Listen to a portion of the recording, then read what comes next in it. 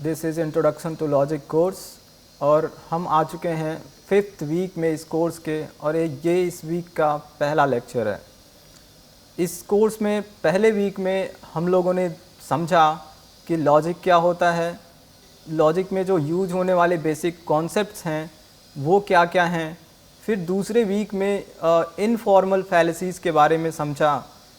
Third week में और fourth week में हम लोगों ने प्रयास किया कि आर्गुमेंट के नेचर को समझा जाए, उसके टाइप को समझा जाए, फिर उसका इवैल्यूएशन कैसे होता है ये देखा जाए। फिर जो फोर्थ वीक था मेनली वो फोकस था कैटेगोरिकल प्रोपोजिशंस की नेचर को समझने के लिए। तो जिन कैटेगोरिकल प्रोपोजिशंस को हमने फोर्थ वीक में समझा, उन्हीं कैटेगोरिकल प्रोपोजिशंस के साथ इस वीक में हम लोग इमीडिएट इन्फरेंसेस करेंगे और देखेंगे कि किस प्रकार से इमीडिएट इन्फरेंस करना वैलिड होता है, लेजिटिमेट होता है और किस प्रकार से इमीडिएट इन्फरेंस करना वैलिड नहीं होता है। ये इस वीक का पहला लेक्चर है और हम इस वीक के लिए जो हमारा प्लान है वो एक बार ब्रीफ में आपसे डिस्कस कर देते हैं। इस वीक में जो कि हम लास्ट वीक में डिस्कस कर रहे थे उसी को कंटिन्यू करते हुए लास्ट वीक में हमारा जो लास्ट टॉपिक डिस्कशन का था वो था modern representations of categorical propositions, जिसमें आपने वेन डायग्राम्स को देखा था कि किस प्रकार से वेन डायग्राम्स कैटेगोरिकल प्रोपोजिशंस के 4 टाइप्स को रिप्रेजेंट करते हैं डायग्राम्स के थ्रू। उसी क्रम में हम लोग देखेंगे कि जॉर्ज बूल नाम के जो लॉजिशियन मैथमेटिशियन थे, उन्होंने कैटेगोरिकल प्रोपोजिशंस को किस प्रकार से अलजेब्राइकली रिप्रेजेंट किया था। तो ये जो अलजेब्राइक रिप्रेजेंटेशन है उसको पिछले वीक हम लोग नहीं कवर कर पाए थे, वो इस वीक वहाँ से हम शुरू करेंगे और इसके अगले लेक्चर में हम इमीडिएट इन्फरेंसेस इन कैटेगोरिकल प्रोपोजिशंस के साथ शुरू करेंगे। फिर उन इमीडिएट इन्फरेंसेस को आगे बढ़ाते हुए हम ये देखेंगे कि ट्रुथ वैल्यू रिलेशंस, जो कैटेगोरिकल प्रोपोजिशंस आपस में एक ख़ास तरह के जो रिलेशन रखते हैं, यानी कि उनकी एक दूसरे की ट्रुथ वैल्यू एक दूसरे पे विशेष प्रकार से निर्भर करती है, वो ट्रुथ वैल्यूज़ के आपसी रिलेशन क्या हैं वो हम लोग इसी वीक में देखेंगे। फिर आगे इसके अगले लेक्चर में हम लोग ये समझेंगे कि अपोजिशन क्या होता है और अपोजिशन के जो ट्रेडिशनल आइडिया है अपोजिशन का, उसको लेकर एक ट्रेडिशनल स्क्वायर ऑफ अपोजिशन बनाया जाता है, उसको आपके सामने आपके साथ डिस्कस किया जाएगा। फिर इस वीक के आखिरी लेक्चर में आपके साथ एग्जिस्टेंशियल इम्पोर्ट की चर्चा होगी और ट्रेडिशनल स्क्वायर ऑफ अपोजिशन को रिप्लेस करने के लिए जो modern square of opposition suggest किया गया है उसको आपके सामने प्रस्तुत किया जाएगा। पहला जो हमारा हिस्सा है जिसमें हम बूलियन रिप्रेजेंटेशन देखेंगे कैटेगोरिकल प्रोपोजिशंस का, उसमें हम सबसे पहले जो पिछले वीक में वेन डायग्राम्स समझे थे, उन्हीं वेन डायग्राम्स को थोड़ा सा और बेहतर तरीके से समझने का प्रयास करेंगे और उसमें क्या क्या नोट करने वाली बातें हैं, ध्यान देने वाली बातें हैं, उनसे शुरू करते हुए फिर उसी का सहारा लेकर हम बूल के द्वारा किए गए अलजेब्राइक रिप्रेजेंटेशन को समझने का प्रयास करेंगे। हमने जो वेन डायग्राम्स में पिछले वीक में देखा, उसमें जिस प्रकार के डायग्राम्स वेन ने सजेस्ट किए थे उसके बेसिक आइडियाज़ को कुछ इस तरह हैं। उसमें एक सेट को एक सेट कहें या क्लास कहें या कैटेगरी कहें, उसको डेपिक्ट करने के लिए एक सर्किल लिया जाता है। सपोज करते हैं अगर उस क्लास को एस लेटर से डेजिग्नेट किया जा रहा है तो उस सर्किल के ऊपर या उसके सर्किल की जो सरकमफेरेंस है उसके हम उसके पास एक एस लेटर, जैसे कि आप देख सकते हैं यहाँ पर लिखा गया है, उस तरह से लिख देते हैं और ये जो एस लेटर है वो बताता है कि ये सर्किल किस क्लास को डिपिक्ट कर रहा है। तो इस एक सर्किल से हम एक क्लास को डिपिक्ट करते हैं। फिर जो अगली चीज़ समझने की है वो यह है कि अगर एक सर्किल को हम कुछ लाइंस से सेट कर देते हैं। उसमें जो ये लाइंस आप देख रहे हैं ऐसे सेट किया हुआ, वो शेडेड लाइंस ये बताती हैं कि ये सर्किल को एम्प्टी किया गया है। एम्प्टी करने का मतलब ये है कि इस क्लास में जो इस सर्किल के पास लिखे हुए लेटर से डिनोट किया जा रहा है, इस क्लास में कोई भी मेंबर नहीं है। तो जब हम इस शेडिंग को कर रहे हैं, शेडिंग करने से ऐसा लग रहा है कि हम भर रहे हैं, लेकिन इसको ये नहीं समझना है कि हम उसमें मेंबर्स भर रहे हैं, बल्कि हम उसको खाली कर रहे हैं कि वहाँ पर कोई भी मेंबर नहीं रह सकता है। तो अगर क्लास S इज़ एम्प्टी इसको दिखाना होता है, तो हम उसको जिस सेक्शन में या जिस सर्किल में हमको ये बात दिखानी होती है कि ये एरिया, ये सेक्शन या ये सर्किल एम्प्टी है, ये दिखाने के लिए हमको शेडेड लाइंस, ये लाइंस जो कि शेडिंग की तरह काम कर रहे हैं, उनका सहारा लेना होता है। तो क्लास S इज़ एम्प्टी कुछ इस तरह से डिपिक्ट होगा। फिर हमको अगली बात ये समझनी थी उसमें कि अगर हमको ये दिखाना हो कि S क्लास में एक मेंबर है, वो मेंबर कौन है ये ना पता हो, तो हम उसके लिए एक X लेते हैं और उस सर्किल में अगर उस X को रख देते हैं तो वो डिपिक्ट करता है इस बात को कि class S has some member, या इसी को ऐसे बोला जा सकता है class S has at least one member. इसी को इस प्रकार से भी बोला जा सकता है कि class S is not empty. आगे हमको ये भी ध्यान देना है कि जब हमने A, E, I और O को डिपिक्ट किया था वेन डायग्राम से, तो वो वेन डायग्राम से डिपिक्ट करते हुए हमने चारों में 2 ओवरलैपिंग सर्किल्स लिए थे। वो इसलिए लिए थे क्योंकि जो सर्किल्स हैं वो 2 सर्किल्स 2 सेट्स को, 2 क्लासेस को या 2 कैटेगरीज़ को बता रहे हैं।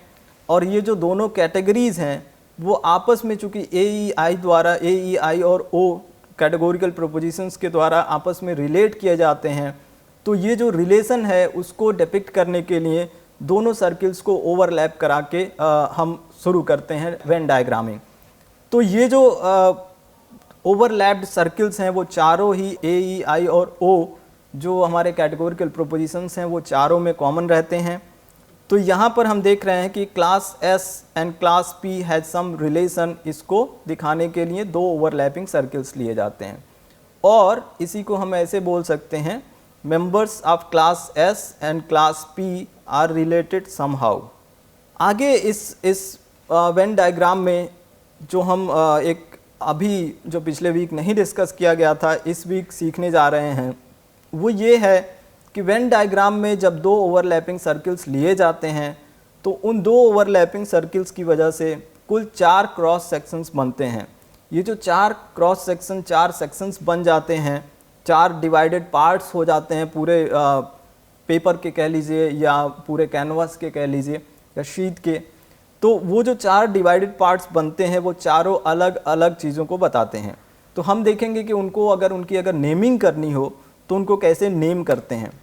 तो सबसे पहले वो 4 डिवाइडेड पार्ट्स क्या क्या हैं, वो 4 डिवाइडेड सेक्शंस क्या क्या हैं, उनको देख लेते हैं। पहला सेक्शन है वो ओवरलैपिंग एरिया, जो दोनों सर्किल को ओवरलैप कराने के बाद एक जो सेक्शन कट रहा है जो कि दोनों ही सर्किल्स में आ रहा है, उस ओवरलैपिंग एरिया को हम कहते हैं कि ये S में भी है और P में भी है। इसलिए दोनों को उस सेक्शन को बताने के लिए जो हम नेमिंग करते हैं वो नेम होता है SP। इसको S.P भी लिखा जाता है। कभी कभी आप डॉट को इग्नोर भी कर सकते हैं, डॉट के बिना भी लिख सकते हैं, SP भी सीधे लिख सकते हैं या S.P भी लिख सकते हैं।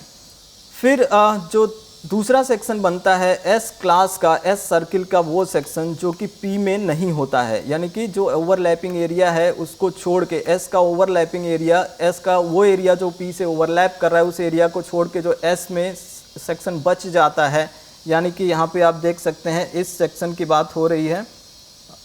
यहाँ पर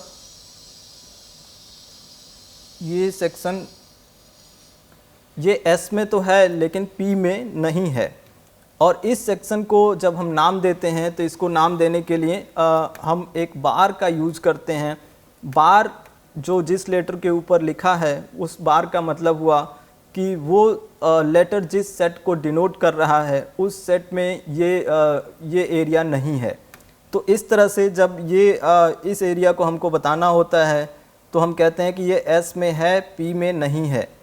साधारण शब्दों में ऐसे हम समझ सकते हैं तो ये एरिया कहलाएगा, इसकी नेमिंग करेंगे हम एस पी बार। एस पी बार का मतलब हुआ कि ये सेक्शन एस में है, पी में नहीं है।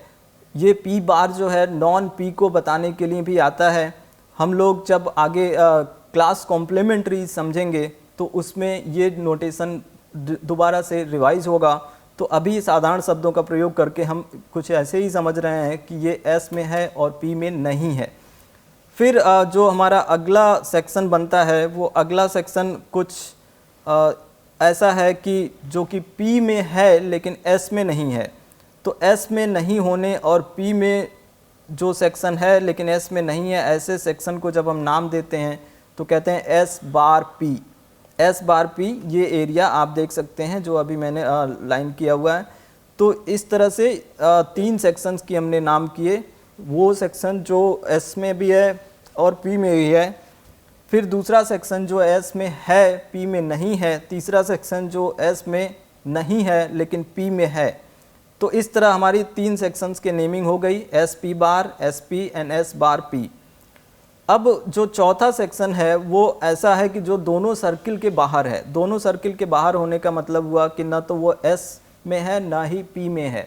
और ऐसे ऐसे सेक्शन को जब हम नेम देते हैं तो ऐसे सेक्शन को नेम देते समय हम दोनों ही लेटर्स के ऊपर बार लगाएंगे और कहेंगे उसको कि this is S bar P bar या S bar dot P bar. तो इस तरह से ये जो हमने नेम किया है एस बार डॉट पी बार, ये उस एरिया को कहते हैं जो कि ना तो एस में है ना ही पी में है।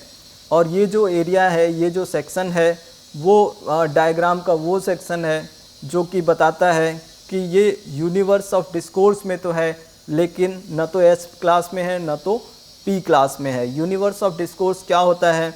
यूनिवर्स ऑफ डिस्कोर्स एक ऐसा, जितनी भी कुछ दुनिया में बातें की जाती हैं, जिन जिन चीज़ों की बात की जाती है वो सबको इंक्लूड कर दें तो हम उसको कहेंगे कि ये यूनिवर्स ऑफ डिस्कोर्स है। अब हम देखेंगे कि यूनिवर्स ऑफ डिस्कोर्स को भी हम चाहें तो वेन डायग्राम पर दिखा सकते हैं। उसको दिखाने के लिए जो हमने वेन डायग्राम बनाया है उसको चारों तरफ से रेक्टेंगल में एनक्लोज कर देते हैं, जैसे कि यहाँ पर आपके सामने किया गया है। तो इस इनक्लोजर को हम कहते हैं कि ये यूनिवर्स ऑफ डिस्कोर्स को बता रहा है। लेकिन जनरली अगर हम इसको नहीं भी एनक्लोज करते हैं रेक्टेंगल से और उसको ओपन ही रखते हैं तो भी हम यही समझते हैं कि जो ओपन एरिया है जो कि ना एस में है ना पी में है, ये दोनों का एक तरह से कॉम्प्लीमेंट्री है, यानी कि एस और पी दोनों का एक साथ कॉम्प्लीमेंट्री हो रहा है। तो इसलिए एस में भी नहीं है और पी में भी नहीं है। तो हम कॉम्प्लीमेंट्री क्लास को जब डिस्कस करेंगे तो ये आइडिया और भी ज़्यादा क्लियर होगा, वो हम लोग अगले वीक देखेंगे। अभी हम देखते हैं कि जो हमने कैटेगोरिकल प्रोपोजिशन जो हम लोग पिछले वीक से ही देखते आ रहे हैं उसको किस प्रकार से समझा गया था। वहाँ पर वो जो कैटेगोरिकल प्रोपोजिशन के द्वारा जो क्लेम किया जाता है उस क्लेम को एक बार और हम रिकॉल करेंगे, एक बार और देखेंगे और फिर उसी क्लेम को एक दूसरे प्रकार से रीफ्रेज करके समझेंगे। तो हम ये चीज़ को अगर देखें तो ए टाइप का जो हमारा स्टेटमेंट है जिसका कि क्लेम होता है कि all S is P, all S is P का क्लेम करने, all S is P statement या स्टेटमेंट फॉर्म रखने वाले जितने स्टेटमेंट्स हैं उनका क्लेम क्या होता है? उनका क्लेम होता है all members of S class are included in P class. ये क्लेम को अगर हम चाहें तो हम दूसरे प्रकार से रीफ्रेज कर सकते हैं, और रीफ्रेज करना मतलब उसी चीज़ को एग्जैक्ट उसी बात को दूसरे शब्दों में कहना। तो हम इसी बात को दूसरे शब्दों में कुछ इस तरह से कहेंगे कि no members of S are outside P, S class का कोई भी मेंबर पी के बाहर नहीं है, ऐसा भी हम बोल सकते हैं। उसी प्रकार से जो हमारा ई टाइप का स्टेटमेंट था उसका क्लेम होता है no member of S is included in P. इसको चाहे तो हम दूसरे शब्दों में कह सकते हैं all members of S are excluded from P class. इसकी रीफ्रेजिंग करके अगर इस क्लेम को समझें तो ये हो जाता है कि S and P classes don't have any member in common.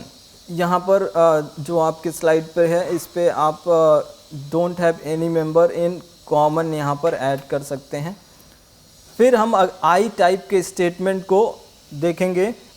I type के स्टेटमेंट का क्लेम क्या होता है? Some members of S are included in P class. तो एस क्लास का जो सम मेंबर इंक्लूडेड है पी क्लास में, इसी को दूसरी तरह से हम समझ सकते हैं कि एटलीस्ट वन मेंबर, पहले भी मैंने क्लियर किया था कि सम का मतलब होता है एटलीस्ट वन, और ये लॉजिशियंस के द्वारा इसकी अंडरस्टैंडिंग, क्लियर अंडरस्टैंडिंग बनाने के लिए ये फ्रेज़ यूज किया जाता है। तो सम का मतलब 2 भी हो सकता है, 3 भी हो सकता है, लेकिन 0 कभी नहीं होगा, एक बात तो ये है।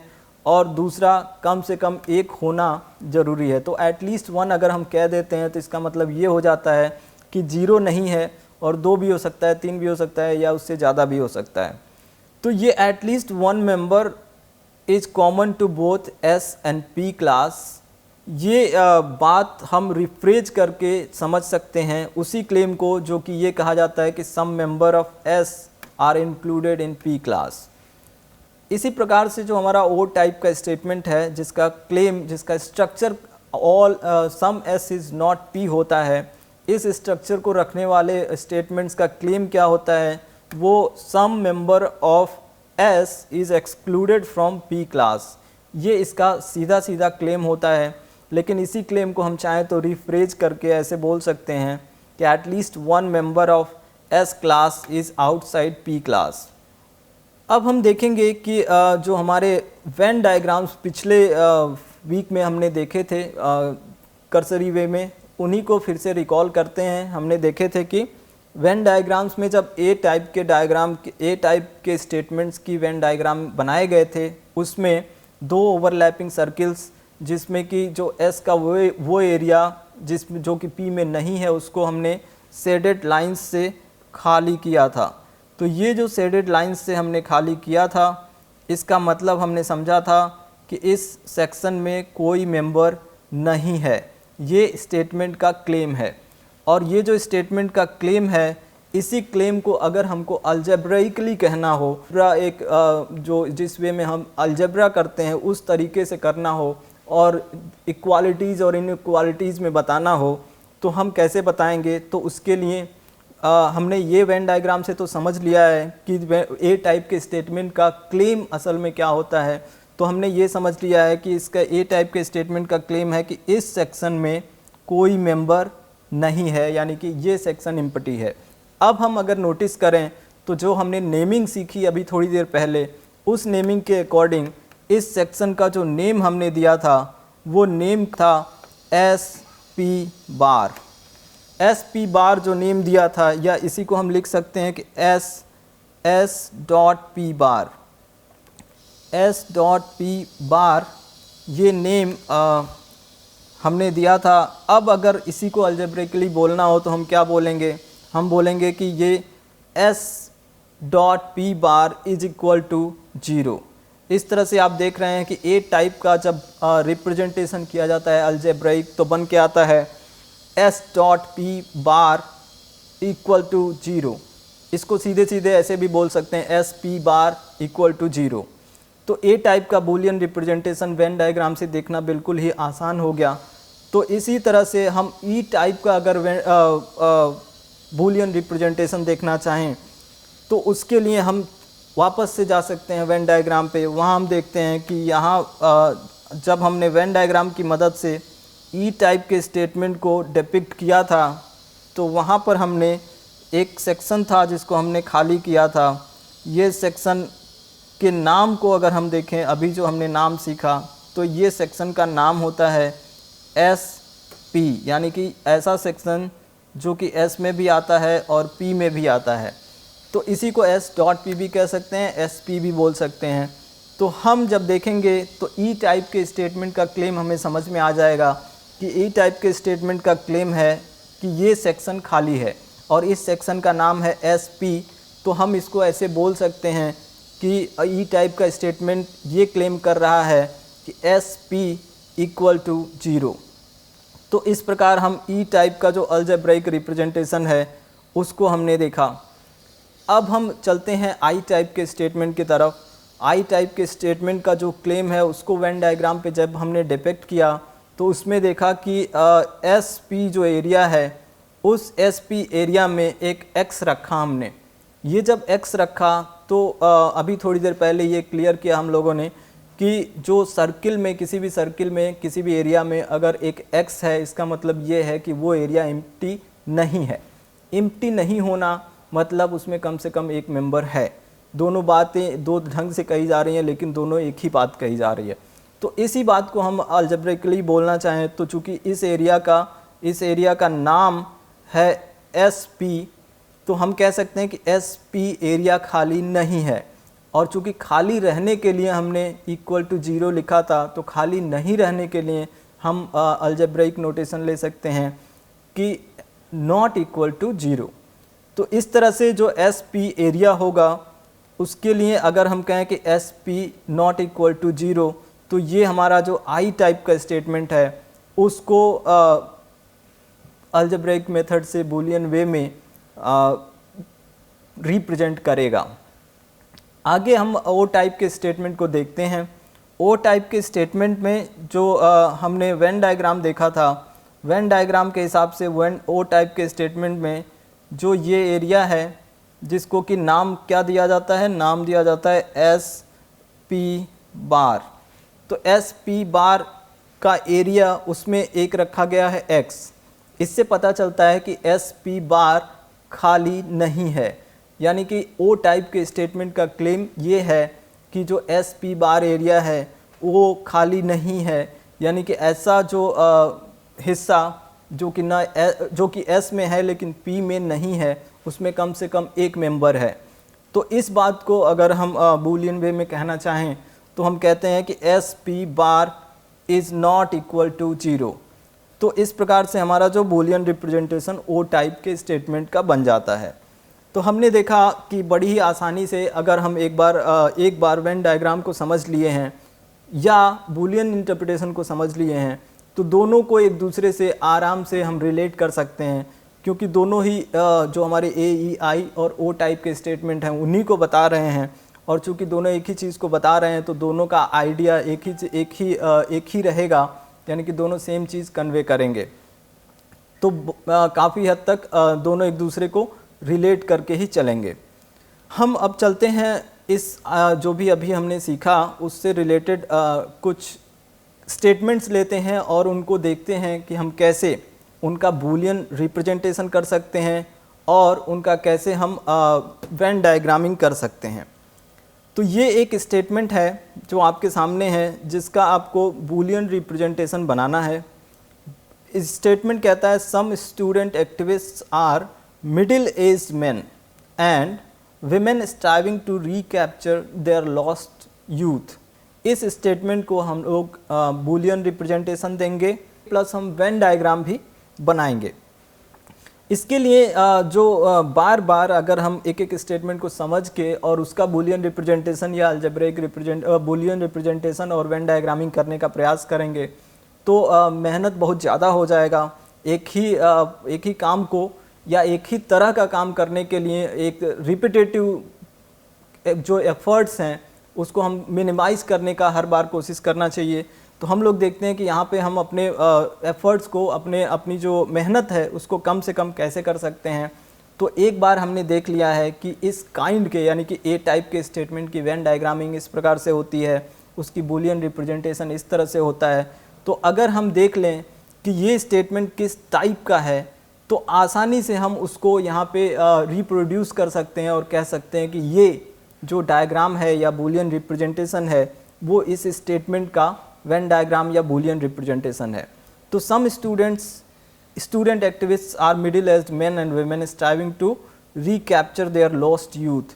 इसको हम लोग चाहें तो पहले ये तय कर सकते हैं कि ये किस टाइप का स्टेटमेंट है।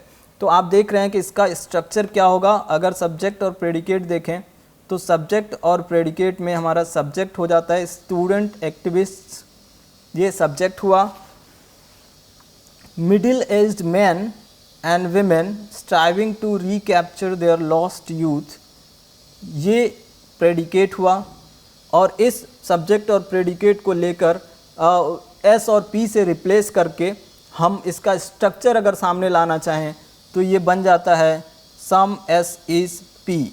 सम S is P जो स्ट्रक्चर है वो किस टाइप के स्टेटमेंट का होता है ये आपको पूरी तरह याद होगा कि ये आई टाइप के स्टेटमेंट का स्ट्रक्चर होता है।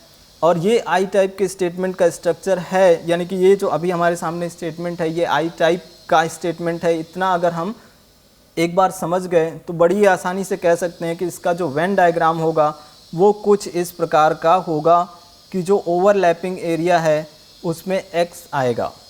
अब इसका अगला काम होता है कि हम चाहें तो दो तरीके से इसकी नेमिंग कर सकते हैं। जैसे कि यहाँ पे जो सर्किल्स होंगे वो किस क्लास को डिनोट करेंगे ये हमें बताना पड़ेगा। तो यहाँ पर जो S के लिए सर्किल ली गई है, हम चाहें तो S और P को एज इट इज़ रख सकते हैं, जो हमने टाइप्स की डायग्रामिंग करते हुए, स्टेटमेंट टाइप्स की डायग्रामिंग करते हुए S और P लिया है। सब्जेक्ट क्लास के लिए S और प्रेडिकेट क्लास के लिए P, तो हम वो रिटेन कर सकते हैं और यहाँ पर भी कंटिन्यू कर सकते हैं उसके साथ। लेकिन यहाँ पर सावधानी यही बरतनी होगी कि हमको बताना होगा कि S का मतलब क्या है। तो हमको बताना होगा S is equal to student activist, और P का मतलब भी बताना होगा कि P is equal to middle aged man and women striving to recapture their lost youth. ये दोनों बातें अगर हम यहाँ पर बता देते हैं, फिर हम सर्किल्स को S और P नाम दे सकते हैं और हमारा जो रिप्रेजेंटेशन होगा वो इसी स्टेटमेंट का रिप्रेजेंटेशन होगा। अगर हम ये काम नहीं करते हैं, अगर ये जो बताने वाला काम कि सब्जेक्ट क्या है और प्रेडिकेट क्या है यहाँ पर ये काम नहीं करते हैं, तो ये जो डिपिक्शन होगा वो सम S इज़ नॉट P, यानी कि इस जो हमने स्ट्रक्चर देखा था केवल उसी का डिपिक्शन होगा, इस पर्टिकुलर स्टेटमेंट का डिपिक्शन नहीं होगा। इसलिए हमको ये जो बात है कि S क्या है और P क्या है इस स्टेटमेंट में, ये बताना पड़ता है। और ऐसा बता देने के बाद से हम कह सकते हैं कि जो हमारा आई टाइप के स्टेटमेंट का डायग्राम है एग्जैक्ट वही डायग्राम इस स्टेटमेंट का है। इसका एक तरीका ये है कि हम S और P बताने की बजाय जो ये कह सकते हैं कि एक अपनी तरफ से लेटर्स ले सकते हैं और कह सकते हैं कि यहाँ पर स्टूडेंट एक्टिविस्ट्स के लिए हमने सपोज करिए A लिया है, और जो हमारा प्रेडिकेट है मिडिल एज्ड मैन उसके लिए हमने M लिया है। तब हमारा जो स्टेटमेंट आएगा वो कुछ इस तरह होगा, सम A इज़ M या सम एज आर एम। और ऐसा सम एज आर एम जब कहेंगे तो इसको डिपिक्शन करने के लिए वेन डायग्राम पे हम S की जगह पे A लेंगे, तो ये S नहीं रह जाएगा, यहाँ पे हमको A लिखना होगा, और जो P है उसकी जगह पे हम M लेंगे, और ये जो डायग्राम होगा वो पर्टिकुलरली इस स्टेटमेंट को दिखाएगा। तो हम देख रहे हैं कि बस ये नेमिंग का थोड़ा बहुत इधर उधर हमको करना पड़ता है, अदरवाइज जो डायग्राम होता है वो एग्जैक्टली वही रहता है जो हमने सीखा है। टाइप के लिए सीख लिया है तो उस टाइप के हर स्टेटमेंट के लिए डायग्राम एग्जैक्टली वही रहता है।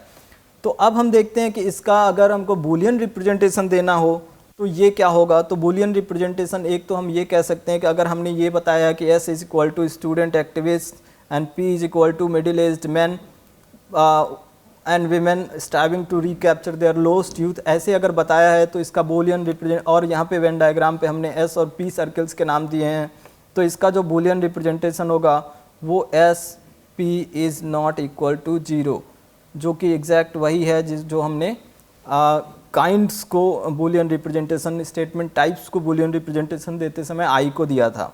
तो SP is not equal to 0 ये हमारा इस स्टेटमेंट का बूलियन रिप्रेजेंटेशन हो जाएगा। लेकिन इसके साथ हमको ये चीज़ बतानी पड़ेगी कि S is this and P is this. इसके अलावा हम जो दूसरा वेन डायग्राम बनाते समय दूसरा टेक्निक जो अपनाए हैं कि हम इसको जो पहला लेटर है या आर्बिट्रेरी लेटर लेके और वहाँ बताएं कि इस A का मतलब क्या है और M का मतलब क्या है। तो ये जो दो A और M लेटर्स लिए उससे भी हम बूलियन रिप्रेजेंटेशन कर सकते हैं। और यहाँ पर हमको करना क्या होगा कि जो हमने SP is not equal to 0 किया है उसकी जगह अब हमारा S की जगह चूँकि A आ गया है तो A और P की जगह M आ गया है, तो A dot M is not equal to 0 ये अब हमारा बूलियन रिप्रेजेंटेशन कहलाएगा। तो इस तरह हमने इस स्टेटमेंट को ले करके उसका वेन डायग्राम और बूलियन रिप्रेजेंटेशन समझा। अब हम चलते हैं बूलियन रिप्रेजेंटेशन और वेन डायग्राम बनाते समय दो वेज जो अपनाए जा सकते हैं उसके बारे में भी मैंने बताया। अब हम देखते हैं इसी काम को एक दूसरे स्टेटमेंट के साथ करेंगे। All medieval scholars were pious monks living in monasteries. ये एक स्टेटमेंट है। इस स्टेटमेंट का हम वेन डायग्राम बनाएंगे और साथ में बूलियन रिप्रेजेंटेशन भी करेंगे।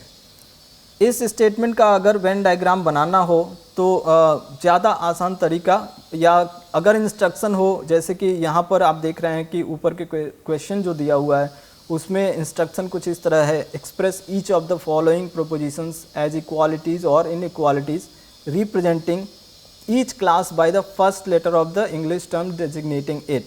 तो यहाँ पर जो फर्स्ट लेटर है उसको लेने के लिए कह रहा है इस क्लास को डेजिग्नेट करने के लिए। उसी तरह जो प्रेडिकेट क्लास है उसके फर्स्ट लेटर को लेने के लिए कह रहा है इस क्लास को डेजिग्नेट करने के लिए। तो all medieval scholars were pious monks living in the monastery, इसके लिए हमको क्या करना होगा, मिडिवल स्कॉलर्स के लिए एम लेना होगा और पायस मॉन्क्स लिविंग इन द मोनास्ट्रीज़ के लिए हमको पी लेना होगा। और फिर इसकी वेन डायग्राम और बूलियन रिप्रेजेंटेशन, मेनली यहाँ बूलियन रिप्रेजेंटेशन बनाने के लिए कहा गया है, लेकिन हम वेन डायग्राम भी बना रहे हैं ताकि दोनों को रिलेट करते हुए चलें और दोनों एक साथ समझते चलें। इसका अगर वेन डायग्राम बनाना हुआ तो ये ऑल एम इज़ पी के स्ट्रक्चर का है, मतलब ये ए टाइप का स्टेटमेंट हुआ। और ए टाइप का वेन डायग्राम कैसे बनता है ये हम सीख चुके हैं। तो ए टाइप के स्टेटमेंट्स का वेन डायग्राम बनाने के लिए हम क्या करते हैं, दो ओवरलैपिंग सर्कल्स लेते हैं। अब इसकी जो नेमिंग करनी है इन सर्कल्स की वो हमारे लिए गिवन है कि आपको ऐसे ही नेमिंग करनी है, यानी कि सब्जेक्ट की जगह पे एम है तो जो सब्जेक्ट की जगह वाली सर्किल है उसको हम एम नाम देंगे। फिर प्रेडिकेट की जगह पे पी ही है तो जो प्रेडिकेट की जगह पे सर्किल है उसको पी देंगे। अब इसके बाद से हम अगेन जो ए टाइप का वेन डायग्राम बनाने के लिए जो काम करना पड़ता है वो ये रह जाता है कि हम एम के उस एरिया को जो पी में नहीं है उसको शेडेड करते हैं, यानी कि खाली करते हैं। तो इस प्रकार से हमारा ये जो वेन डायग्राम, ये जो डायग्राम बनेगा, ये डायग्राम बताएगा कि all medieval scholars were pious monks living in monasteries. इस डायग्राम से अगर हम हिंट लेकर के, मदद लेकर के चाहें तो या तो सीधे भी हम बूलियन रिप्रेजेंटेशन कर सकते हैं। तो ये जो हमारा बूलियन रिप्रेजेंटेशन है, अगर बूलियन रिप्रेजेंटेशन हमारा सिंपल जो ए टाइप के स्टेटमेंट का बूलियन रिप्रेजेंटेशन था वो कुछ इस तरह का है, S P bar is equal to 0। ये जो बूलियन रिप्रेजेंटेशन हमने ए टाइप के स्टेटमेंट का सीखा, इसमें हमको एस की जगह क्या करना है, एस की जगह एम रिप्लेस करना है और पी को पी ही रहने देना है। तो पी बार चूँकि यहाँ पर है तो ये पी बार ही रहेगा और एस की जगह एम हो जाएगा और बाकी चीज़ें वैसे ही रहेंगी। तो ये हमारा होगा Boolean representation of this statement which is in the structure of A type statement. तो ये एग्जैक्टली आप देख रहे हैं कि स्ट्रक्चर के वे में, स्ट्रक्चरली अगर देखें तो वही दिख रहा है जैसा कि हमारा ए टाइप के स्टेटमेंट का बूलियन स्ट्रक्चर दिखता है, S P bar is equal to 0। अभी इस पर्टिकुलर स्टेटमेंट का दिख रहा है M P bar is equal to 0। अब इसी चीज़ को हम देखेंगे कि वेन डायग्राम में वही चीज़ दिख रहा है या नहीं दिख रहा है। तो हम देख रहे हैं कि यहाँ पर जो एम पी बार वाला एरिया है उसको खाली किया गया है, यानी कि वो एरिया वेन डायग्राम भी कह रहा है कि खाली है। तो हम देख रहे हैं कि वेन डायग्राम से और बूलियन रिप्रेजेंटेशन से, दोनों से इस चीज़ को, ए टाइप के स्टेटमेंट का क्लेम क्या है उसको बताया जा सकता है बड़ी आसानी से। अगेन हम एक और स्टेटमेंट लेते हैं, some state employees are not public spirited citizens. Some state employees are not public spirited citizens. इस स्टेटमेंट में चूँकि हमको पहला लेटर सब्जेक्ट और प्रेडिकेट क्लासेस का जो पहला लेटर लेना है, तो यहाँ पर हमको सब्जेक्ट क्लास स्टेट एम्प्लॉयज़ का जो पहला लेटर है एस वो लेना होगा और जो प्रेडिकेट क्लास है वो हम मानेंगे कि ये पी के द्वारा डेजिग्नेट किया जा रहा है। लकली यहाँ पे सब्जेक्ट और प्रेडिकेट के लिए जो एस और पी लेते हैं, यहाँ पर फॉर्चुनेटली वही एस और पी इसके लिए भी आ जा रहा है। तो अब भी हम इसका अगर डायग्रामिंग करें तो ये देखेंगे कि ये किस टाइप के स्टेटमेंट के स्ट्रक्चर में है। तो यहाँ पर हमको दिख रहा है कि सम एस इज़ नॉट पी, इस स्ट्रक्चर में ये स्टेटमेंट है और इस स्ट्रक्चर का जो डायग्राम बनता है वो कुछ इस तरह बनता है कि दो ओवरलैपिंग सर्किल्स में जो एक सब्जेक्ट की सर्किल और दूसरी प्रेडिकेट की सर्किल, यहाँ पे फॉर्चुनेटली दोनों एस और पी ही है, तो इस तरह जो दूसरी सर्किल है उस वो पी से डिनोट होगी। तो हमने जो यहाँ पे सजेस्टेड है कि आपको जो क्लासेस दिए गए हैं, जो टर्म्स क्लासेस के लिए आए हैं, उनके पहले लेटर को लेना है, तो हमने एस और पी लिया। फिर उससे वेन डायग्राम बनाने के लिए दो सर्किल्स ओवरलैप कराए। फिर हमने देखा है कि ये ओ टाइप का स्टेटमेंट है। हम रिकॉल करेंगे कि ओ टाइप के स्टेटमेंट्स का जो वेन डायग्राम होता है वो कैसे बनता है। तो ये हमें याद आएगा कि जो ये एरिया होता है एस का, वो एरिया जो पी में नहीं है उसमें हम एक एक्स रखते हैं। तो इस तरह से ये जो डायग्राम बनेगा ये बन जाएगा, हमारे दिया हुआ स्टेटमेंट है उसका वेन डायग्राम हो जाएगा। इसी को अगर हम बूलियन इंटरप्रिटेशन देना चाहें तो ये बन जाता है कि S P bar is not equal to 0, यानी कि नॉट इक्वल टू 0 से हम बता रहे हैं कि ये सेक्शन एम्प्टी नहीं है। तो इतनी थोड़ी सी प्रैक्टिस के बाद, जितनी ही इसकी हम प्रैक्टिस करते जाते हैं ये उतना ही आसान होता जाता है। तो हम देखेंगे कुछ और स्टेटमेंट्स लेंगे और उनके वेन डायग्राम और बूलियन रिप्रेजेंटेशन को क्विकली करते जाएंगे ताकि इसका ज़्यादा से ज़्यादा प्रैक्टिस हो जाए। No magistrates subject to election and recall will be punitive tyrants. अब यहाँ पे आप देख रहे हैं कि magistrates subject to election and recall, ये हमारे सब्जेक्ट की तरह आ रहा है। इस स्टेटमेंट के प्रेडिकेट की तरह है प्यूनिटिव टायरेंट्स। तो ये जो सब्जेक्ट और प्रेडिकेट हमने एक बार पहचान लिया तो फिर अगला काम हमारा हो जाता है कि जैसा इंस्ट्रक्शन दिया गया है कि इस सब्जेक्ट और प्रेडिकेट का जो पहला लेटर है उससे इस क्लास को डिनोट कराना है। तो इसके लिए हम दे रहे हैं एम सब्जेक्ट के लिए और प्यूनिटिव टायरेंट्स का जो नोटेशन है उसका हम पी ले रहे हैं। इस तरह से सब्जेक्ट और प्रेडिकेट के लिए हमने दोनों लेटर्स ले लिए, असाइन कर दिए उनको। अब हम देखेंगे कि इसका जो इस स्टेटमेंट का स्ट्रक्चर है वो क्या है। तो ये स्टेटमेंट का स्ट्रक्चर हो जाता है no M is P. No M is P हम याद कर सकते हैं, ध्यान हमको आएगा कि नो एम इज़ पी या नो एस इज़ पी ये स्ट्रक्चर होता है हमारे ई टाइप के स्टेटमेंट्स का। और ई टाइप के स्टेटमेंट्स का स्ट्रक्चर चूँकि इस स्टेटमेंट का है तो इसकी जो डायग्रामिंग होगी या बूलियन रिप्रेजेंटेशन होगा वो वैसा ही दिखेगा स्ट्रक्चरली जैसा कि किसी भी ई टाइप के स्टेटमेंट का होता है। तो यहाँ पर हम अगेन दो ओवरलैपिंग सर्किल्स लेंगे। दो ओवरलैपिंग सर्किल्स लेने के बाद से जो ई टाइप के स्टेटमेंट्स का स्ट्रक्चर बनेगा उसको बना देंगे। फिर जहाँ पर हमारा एस होता है वहाँ पर चूँकि सब्जेक्ट का हमने नाम दिया है एम तो उसके लिए एम रखेंगे। पी जहाँ पर होता है वहाँ पर पी ही है तो पी को रहने देंगे। और जो वेन डायग्राम में ई टाइप का डायग्रामिंग में करते समय जो ओवरलैपिंग एरिया है उसको एम्प्टी करते हैं तो उसको हम एम्प्टी करेंगे। अब ये एरिया का चूँकि नाम है एम पी तो हम ये कह सकते हैं कि M P is equal to 0। M P is equal to 0 ये हमारा हो जाता है इस स्टेटमेंट का बूलियन रिप्रेजेंटेशन। आपको याद आएगा कि जो हमने ई टाइप के स्टेटमेंट का रिप्रेजेंटेशन किया था बूलियन रिप्रेजेंटेशन वो S P is equal to 0 था, लेकिन यहाँ पर ये जो M P is equal to 0 है ये पर्टिकुलर इस स्टेटमेंट को रिप्रेजेंट करेगा, एक अलजेब्रिक स्टाइल में, दूसरा वेन डायग्राम के स्टाइल में। तो इस लेक्चर को हम लोग इतने जो हमने बूलियन रिप्रेजेंटेशन देखा, वेन डायग्राम देखा और वेन डायग्रामिंग की जो महत्वपूर्ण बातें थी उनको देखने के बाद से और थोड़ी सी प्रैक्टिस करने के बाद से कि किसी स्टेटमेंट को किस प्रकार से बूलियन रिप्रेजेंटेशन दिया जाता है, इसके पश्चात हम इस पहले लेक्चर को यहाँ पर कंप्लीट करते हैं। सी यू इन नेक्स्ट लेक्चर।